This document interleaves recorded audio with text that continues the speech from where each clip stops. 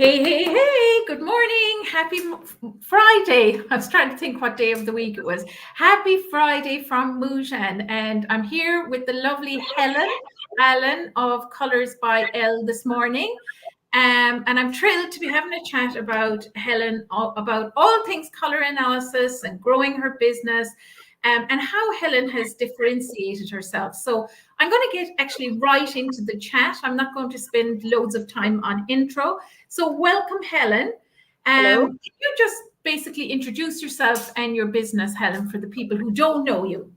Okay, so my name's Helen Allen, and I'm the owner of Colours by Elle. I'm based in Northern Ireland, as you can tell by the accent. However, my business spans across the UK, from as far north as Aberdeen, as far south as Devon, Cornwall, and into Europe also, and also in the States, believe it or not. Fantastic, amazing, Helen. When did the States come on board? Because when I met you first, I do not think you were supplying into the States, Helen. No, it's not a supply into the States. It's more of a consultation. And Okay. I'm actually doing a piece for a member of the group later next week, actually, Pat Gibson. Fantastic. I love Pat. And of course, America loves anybody from Ireland. Yes, they do like our accent, I believe, even though it was one of the things that I struggled with for a long time. So, Helen, I want to take you right back to the start because anyone that's watching here, there's probably quite a number of people who are, there's a bit of feedback, but I don't know what's causing that right now. This second, it'll probably come to me. So, you weren't always a personal stylist, because I know you're qualified in color and style. What were you, or who was Helen before she became a qualified personal stylist? Helen worked in the National Health Service for 36 years, and I worked in laboratory medicine. So very, very big jump. You know, if you had told me when I took early retirement in 2012 that today I would be on this podcast and talking about my business and selling shoes and being a color expert, I would have questioned how that journey could have happened. But very simply, I, like many, many others, had my colors done in the 80s, 90s, transformed how I shopped, as it does for so many women. And when I retired, I thought, I'd like to find out more. So I'm a scientist by background. I like facts. I like structure. I like a system. I like to be organized. Some people who know me personally might question that one, but in my work, I like to be organized.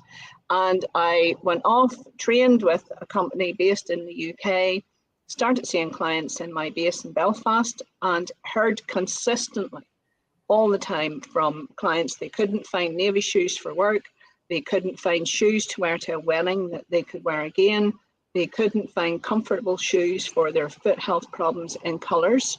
They felt that when they had foot health issues, they ended up in what I would call old lady shoes, which are predominantly pretty masculine and ugly, if I'm being brutally honest. And that's what sowed the seed, really, that there's a problem that needs solved. Yes. So I love that, Helen. And I think that is key, what you just said. You saw a problem and then you decided to help your client to solve that problem. So that's how you ended up selling shoes, Helen. Yes, it is. Am I correct in saying that, or would you say it differently? No, that is how it happened. And in 2018, I had to make a decision. Was I going to give my time towards the shoe business or continue to try and juggle time between doing color analysis and doing shoes? So the shoes won. The shoes won out. But you didn't leave color behind. No. What percentage of your clients would you say not only come for the fit of the shoe, but also the color? 95%. 95%. And would many of them already have had their colors done, Helen? Of those 95%, 95% have had their colours done. Wow, amazing. All of them. So the 5% that haven't had colours done are ladies who I meet at events, and inevitably they actually ask me that question, the very question you've asked me.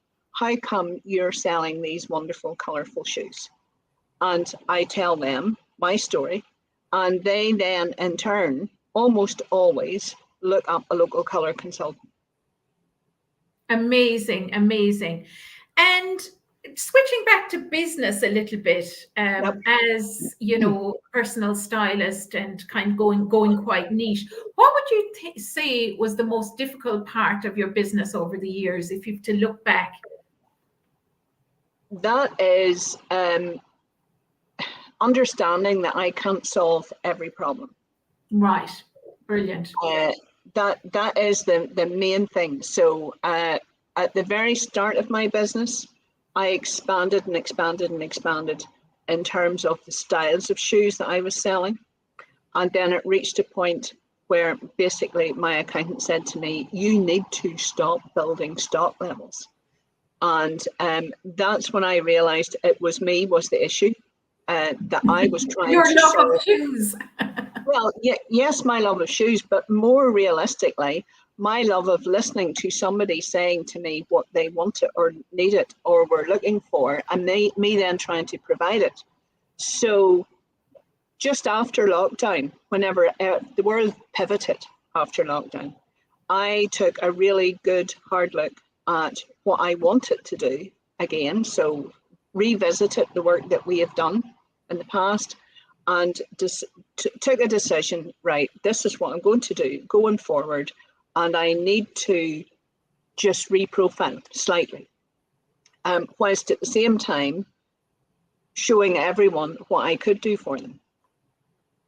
Amazing. Now, while we're having just a dip in the conversation there, I want to invite everybody who's watching, because I see eyes watching, to put your questions into the comments, because you have this unique opportunity for Helen to answer your questions, because really Helen is a veteran, and she's done something as a personal stylist that I don't often see people doing.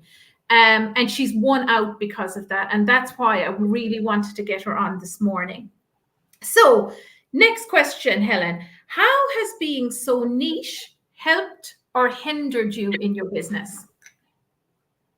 Well, help is the key one. I mean, people understand, people who have met me understand exactly what I do. They understand that it's about me knowing the principles of color analysis, understanding that a person who likes a particular group of colors will not be interested in another group of colors. Mm-hmm. And for someone who doesn't share with me what their color palette is, if I'm there in person, the minute they set their hand on a color of shoe, that gives me the clue. And that's where the background knowledge comes into play. Right. So the comments recently, I did a week with a personal stylist in Ely, and the clients who had no knowledge of color analysis would say to me, how did you know to show me such and such a thing?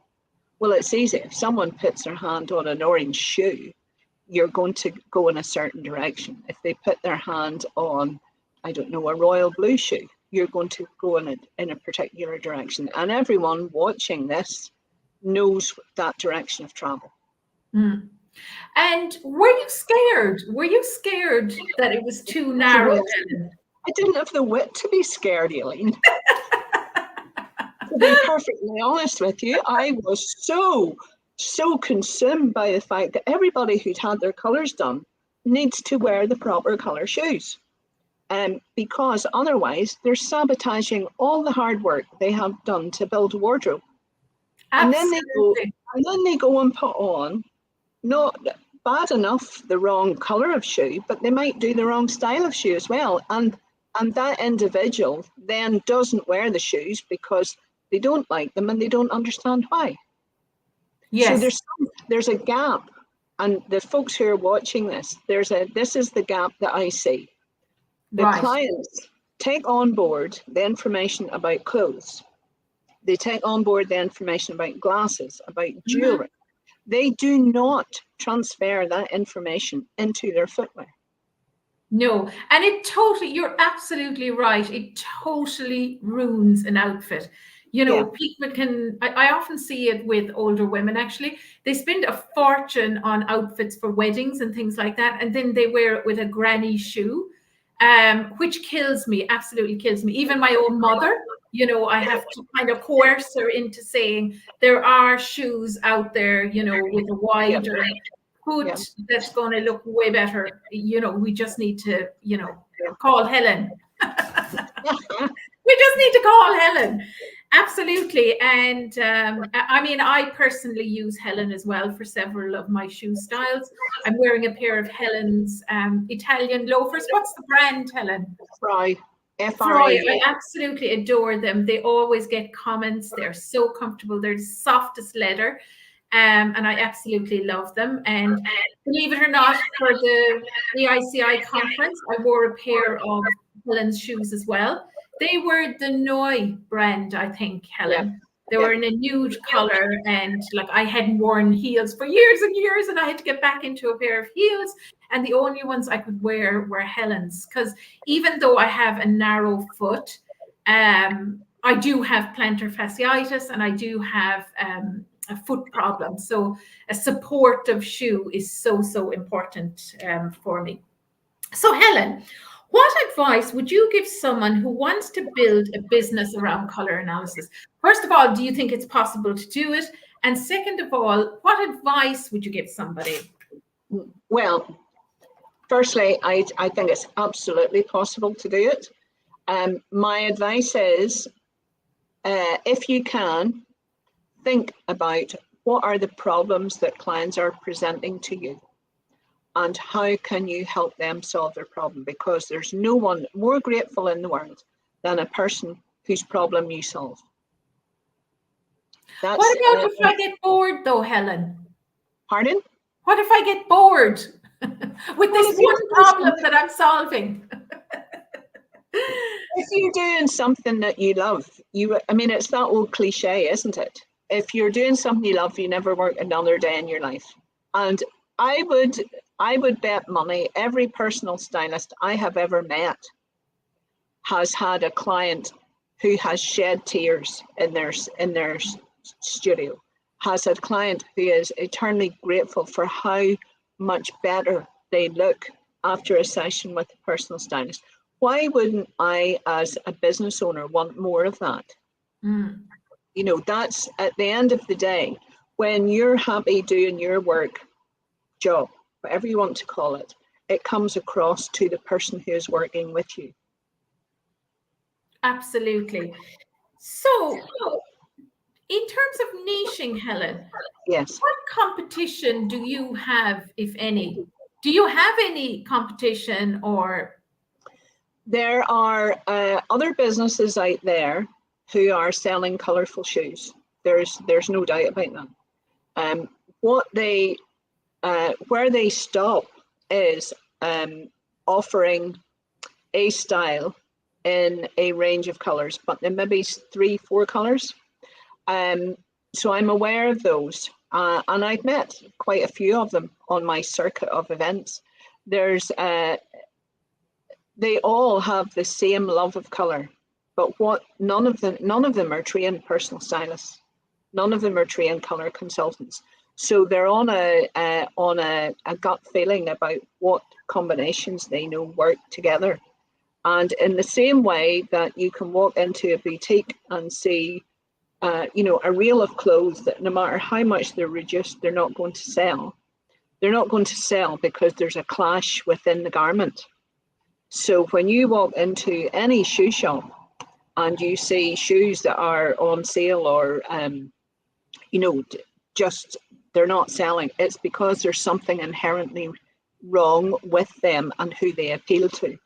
So what I have seen is some of that competition, and they go down the route of what they like.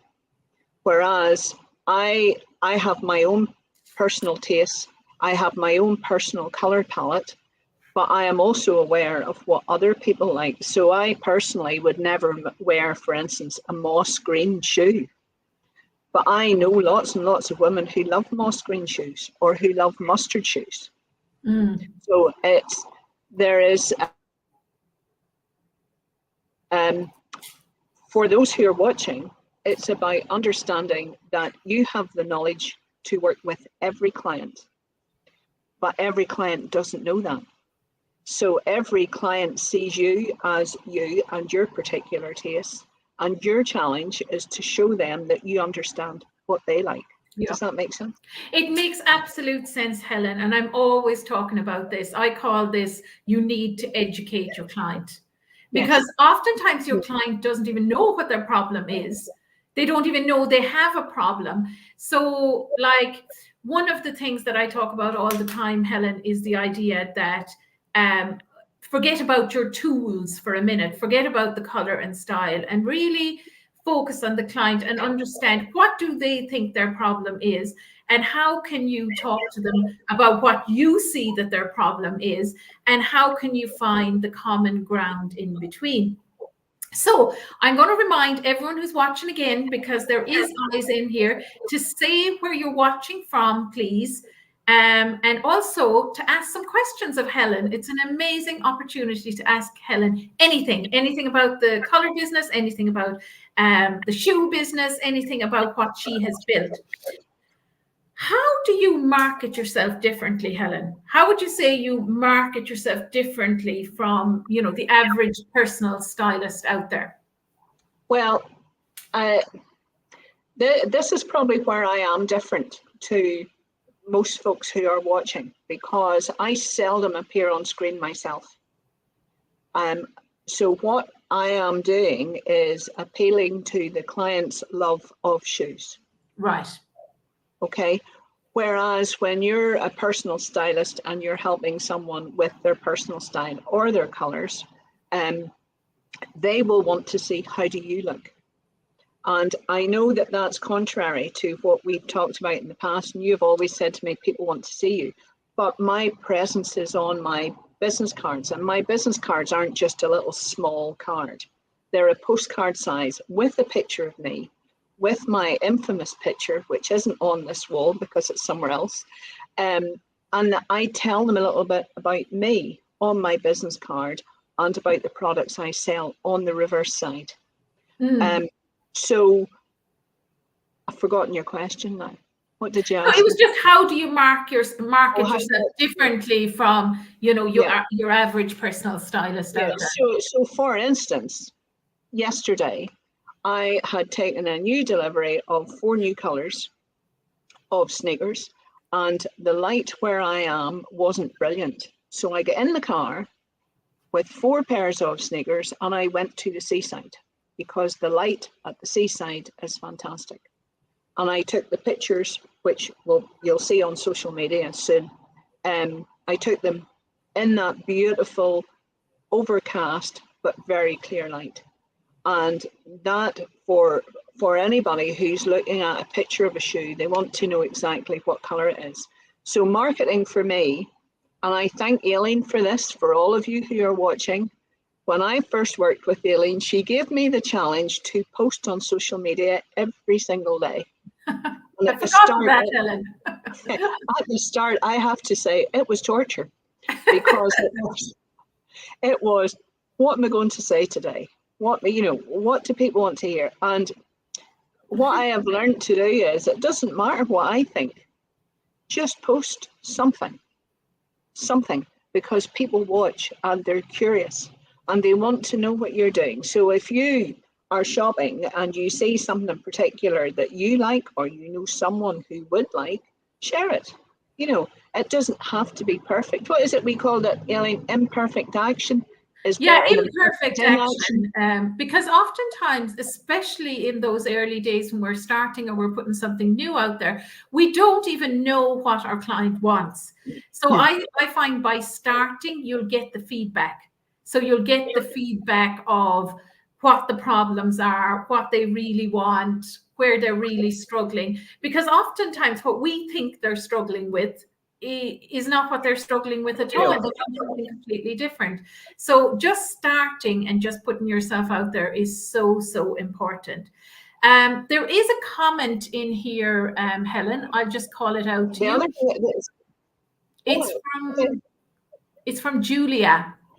And Julia said, one of the things with shoes for me is availability of size 2 to 2.5 or 34 to 34.5. I do look at children's sandals, shoes. There are some shoes sizes in my size, but they can be very expensive. Have you any advice, Helen? Well, there is the very example of a problem that I have realized I cannot solve. Right. The manufacturers whom I work with, the smallest last size that they do is a 35, and it's actually a generous 35. So the folks who are watching this who have small feet, actually, they are the experts on where to look for small fitting shoes themselves. Amazing. Because and I mean, they have lived with the problem. Exactly. And Julia is a personal stylist. I know she is. So there's a niche right open there for you, Julia. And I often think, an amazing niche is an area where we've had the problem ourselves. We've had the problem in this area ourselves in the past. We understand this problem very well. And we've often done a lot of the deep research that needs to be done so that, we can help somebody else with this problem. We can speak to this problem. They can see, that we have the knowledge. So, I mean, I think it's so, so important to understand that to stand out in the market as it is now, we have to do something differently. We can't just sell color and style like we did in the old days. And that is the reason I got Helen on. She's just an amazing example of somebody who went ultra, ultra, ultra niche. If you told me, 5 years ago that there was somebody selling just colorful shoes and they could make a business out of that as a personal stylist, I would have seriously questioned it. So Helen, tell me about the evolution from selling just the colorful shoes to where you are now. Okay, so it's down to lockdown and COVID and the fact that I couldn't travel, because my business model up until that point was going to events across the UK, some with personal stylists, some at public events, and displaying my wares, so to speak, and building a client base. And of course, COVID happened and we couldn't travel. So after a conversation with you, Aileen, who you basically said to me, you don't even know that you have something to offer. And I had to have you spell it out to me. So, I hadn't realized that I had built a knowledge base around how to help a woman. An unbelievable knowledge base, I might add. I was blown away by your knowledge. So we went down a route, Aileen and I went down a route of marketing my knowledge, basically. And so now I trademarked the name simply because it seemed like a good thing to do. A Shoe Wardrobe Review is now trademarked. And so I have two ideal clients.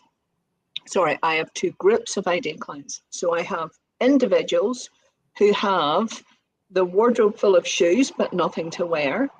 And I have personal stylists who want to help their clients who have a wardrobe full of shoes but nothing to wear.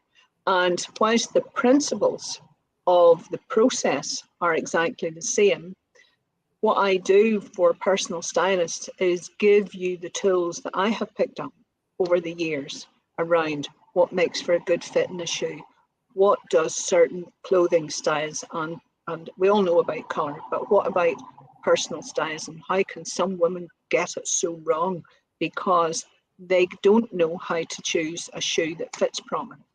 So that's basically the evolution. I love doing both, and I do both, and I do sell shoes, and inevitably it builds up to a very loyal client customer base. And one other thing I forgot to say, meant to say this, email marketing is critical, absolutely critical. I lost my Instagram account overnight. I had 1,500 followers and it disappeared. And I couldn't get it back. So that's why my Instagram account is now called Shoe Wardrobe Review with Helen rather than Colours by Elle. And it was a very important lesson to me because I at least had all of those emails and was able to email out the client base and say, this account has gone off social media, but this is where you can follow, because an email comes into an inbox and we all do it. I mean, I do it every day. I look at the emails that I want to read and those I don't want to read, but the point is I have the choice. Yeah. I have the choice. I'm blue in the face from saying it, Helen, because I think in many ways people don't think beyond the idea that social media can disappear in a minute and then you have nothing. You've lost your business. If you don't have a mailing list, you basically don't have a business. So even last week I was talking about that again. You know, I went to a conference recently. All of the top people, they were all saying the same thing. You have to guard your email list like gold, and you have to keep widening your email list. It's not just a case of having something static there. And then you have to take care of the people on your mailing list and make sure you're giving them something valuable, or else they leave at the end of the day. Yeah, the other thing I would say about my mailing list is periodically I tidy it up. Yeah. And this is the scientist in me. So there is no point in having 1,000 subscribers if 150 open regularly, because all you're setting yourself up to fail. So I regularly review my mailing list, and if someone hasn't opened an email for, say, I don't know, 6 months, then they go into a holding pattern. And I don't include those emails in my stats. And it's the success rate, if I put out an offer or as I have done, because moving it forward into 2024, the niching down is becoming even more niche. It's about bespoke colour orders. Okay. So when I put out that email to my client base and asked them, if you could have a colour, any colour for 2024, what would it be? And I got the answers. So, you know, your client base, your email client base is a conversation. Yeah, absolutely. Amazing, amazing, amazing, amazing, Helen. Thank you so much for coming in this morning. Now, I'm going to give you guys still an opportunity to ask any questions. So anybody that's still watching, I'm going to talk about my color challenge coming up next week. If you have a question, you have a bit of time to pop it into the comments. Please pop it in the comments. If you're watching this on replay, Helen is here. She's part of our community. She's going to see your question anyway. So just put your question underneath this video, wherever you see it, and Helen will see the question as well. Yes. The reason that I invited Helen on is because I've been talking about color analysis nonstop for the last month, because my Get More Color Analysis Clients Challenge is coming up next week. The last time I did it was March. We had brilliant success. People were getting clients during the week, new color analysis clients based on what they were learning. I am encouraging you right now to come and do the challenge. So I'm just putting the link in here to the comments. I just put it in StreamYard. Sometimes it goes in, sometimes it doesn't. So let me just put it in the comments. And it's an opportunity basically to spend a week with me. I will be talking about different ways you can market your color analysis services. Different ways you can niche down, different ways you can stand out from the crowd, and ultimately how to get more clients in the door in your business. Because I know many of you love color analysis. They're always the top talks when I'm doing a talk. I myself absolutely adore color analysis, and you can build a business just around color analysis, just like Helen did, and just like many other personal stylists out there are doing. Somebody asked, Helen, do you have a website? So you can go in there afterwards, Helen, and pop that in there. Helen does have a website. She does have a mailing list. So you could maybe put both in there afterwards, Helen. Any other questions, anyone? I've just popped the link into the comments for the challenge. If you haven't signed up for the challenge already, I encourage you to do so, because I'll be closing it over the weekend. I'm about to let everybody into the challenge just immediately after this call. So there's hundreds of you lined up to come in, which is amazing, because the first time I ever did a challenge, Helen remembers this, I had 17 people in my first challenge ever. Now I get hundreds. You have to start somewhere. Everyone has to start somewhere, and keep being consistent and turning up. And I think that's what Helen has done as well. You know, she's never wavered. She's been extraordinarily persistent and very clear in her messaging. And that's where that's what has gotten her to where she is today. So any few words that you want to say on closing, Helen? Would you like to say anything else? Thank you all for watching. That's the first thing. Remember, I am a resource for you, for your clients. I work very successfully with colour consultants up and down the country and further afield. And as Aileen very kindly said, I am now considered a veteran. Yeah. So, you know, when you want to see or speak to somebody who's been there, done that, get in touch. Fantastic. Thank you so much, Helen. I know you're in the middle of a busy schedule up and down the country, and I really appreciate you coming on and sharing with us your experience and your unbelievable knowledge. Thank you so much. You're very welcome.